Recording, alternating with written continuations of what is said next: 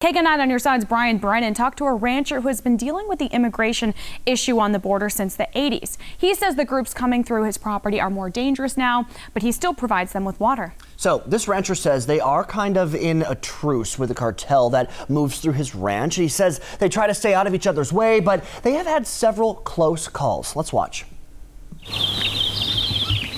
Birds chirping, sun shining, and thousands of acres of land for ranching. Jim and Sue Chilton thought they had found a peaceful life in Arivaca, Arizona. We had no idea when we bought this ranch that there would be an immigration and drug packing issue. The Chilton Ranch curves around other properties before meeting up with a 5-mile stretch of wire cattle fence along the border. Jim says his surveillance cameras show a steady flow of drugs entering the country. I've had as many as 17 drug packers in my front yard, and I took my gun and I slithered out and yelled, "Awa, awa," water, and went over to the hose and turned it on. Everybody filled up their water bottles and took a drink, and then I yelled, "Adios," and they marched on. Things weren't always so tense.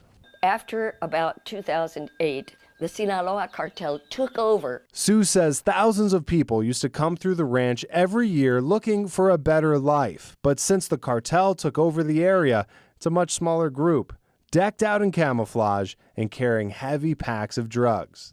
In the last 5.5 years of hidden cameras, we have no women with children.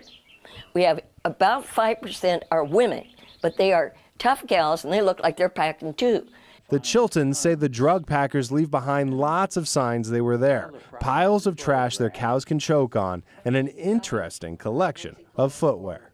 Jim and Sue say they don't go looking for these. They have dozens of what they call carpet slippers. The people coming across the border put these over their shoes. They leave almost no footprint, or if they do leave a footprint, Border Patrol can't distinguish one from the other or tell how many people are in the group.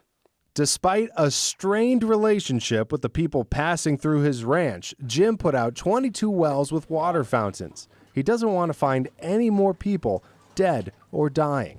You should have seen her son and her husband crying and bawling. I mean, people don't need to die. Chilton supports a wall or border fence and increased security to keep people from dying in the desert.